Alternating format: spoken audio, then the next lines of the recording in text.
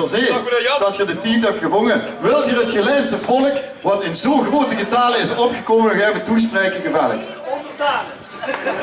Beste onderdanen, als ze ooit onderdanen zijn geweest, is het deze keer. Ik ga nog allemaal uitnodigen voor morgen op het Tulpenlaan 64. Want daar is morgen het vlaghijsen vanaf 11 op 11 weer geweldig vormgegeven door ons regiment oud-adjudant Vlaarsen. En ik weet zeker dat Oetenweg ook daar is. En beste Jan, het publiek veel tegen, maar dat maakt niet uit. Het weer leert ons er niet voor weerhouden om hier te zijn. En ik heb alvast wat inside information, want de volgende week zorgt dat ik om deze tijd, beste Daan, dan hebben we al de fysieke overdracht gehad van de sleutel bovenop het Schwarzeplex op het gemeentehuis. En dan zitten we nu al in de Haanhof. En in de Haanhof leeft Vlaanderen en Vlaarsen zijn ook de marotte. En als we die eenmaal binnen hebben, die laten vernemen met de boete. Alle social media, de deuren werden gesloten. En dan maken we een versje. En ik herhaal me weer, altijd in een goede balans van respect en sympathie. En de volgende week zal ik het ook zeggen, en hier op de primeur. Hetgeen wat gezegd vervult me met afschuw, maar het feit en het recht om het te mogen zeggen, zal ik met mijn nerven verdedigen. Is getekend, Voltaire, verlichtend schrijver uit Frankrijk. Samen in alles, vastenavond samen. Het woord is aan onze spreekstalmeester, de heer Jan Jansen. En ooit ook een keer surrogaat. Raaf. Adjudant geweest, hè.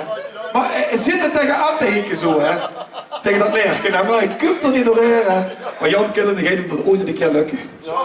Ik heb me ooit als prins zelf uitroep. Dat is adjudant. Ja. Ik geef hier het woord aan onze Jan. Dankjewel, Oppervlagersbert. Geweldig gesproken, super. Ziet je zoiets? Hij is me op. En ik sta nu toch hier.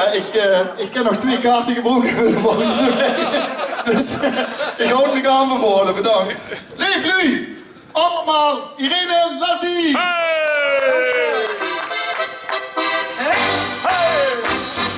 Geesten in Noorderpret.